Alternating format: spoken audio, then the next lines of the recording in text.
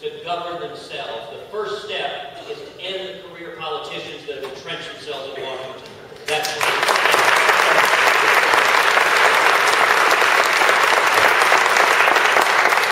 Next question. Is there a constitution-based solution for federal judicial overreach? Of course there is. Follow the Constitution.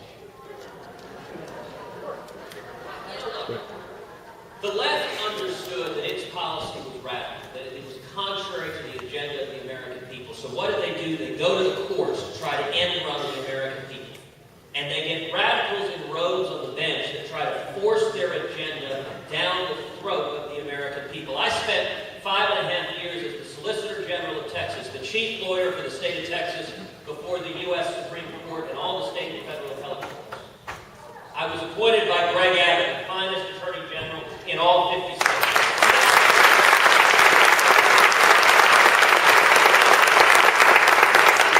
And Texas led the nation standing up and fighting for conservative principles, fighting to get judges to follow the Constitution and not to impose their radical agenda on the American people.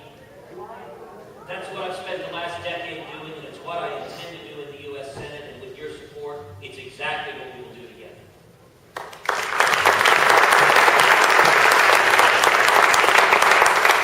What specific federal programs would you recommend abolishing in order to get America's financial house back in order?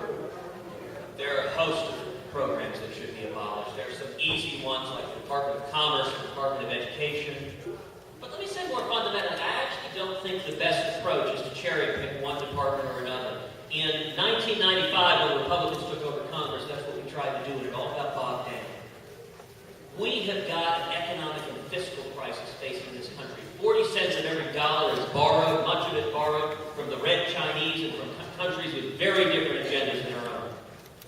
We need to stop government spending across the board. And I think the most effective way to do that is to freeze and then to cut spending across the board. At the end of the day, you end up moving the budget dramatically more, and a huge part of that has got to be fundamental entitlement reform. 2/3 of the federal budget is entitlements and interest on the debt. You cannot balance the budget without taking on entitlements. So if we focus on taking out one agency or the other, we're distracting from the real goal, which is to dramatically shrink the size, power, and spending of the federal government to protect the liberty of the citizens.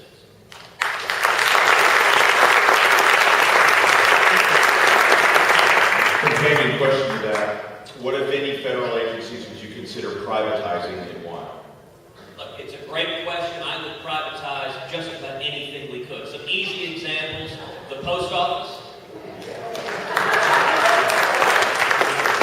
You know, one of my favorite suggestions, and this is a commentary both on private sector versus government and our immigration challenges, an idea that Gingrich came up with once. If we want to solve our illegal immigration problem, we can't find 12 million illegal immigrants. He suggested, let's call FedEx and send every one of them FedEx. Because FedEx will track it down, and absolutely positively has to be there overnight. I would privatize the post office. I would privatize Amtrak. Why on earth is the government running a train system? And look, across the board, our Constitution, Article 1, Section 8 of the Constitution, enumerates the powers given to the federal government. As the framers described it, they are few and far between. Career politicians in Washington want to regulate everything. I want to get the federal government out of that business and bring that back to the states and ultimately to the people.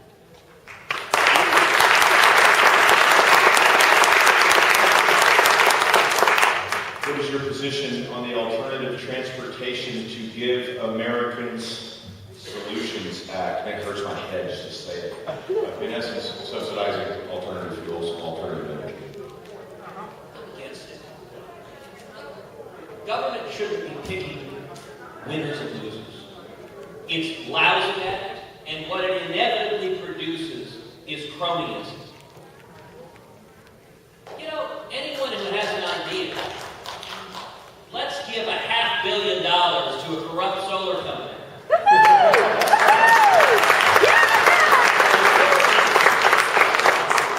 Why? Because they've got a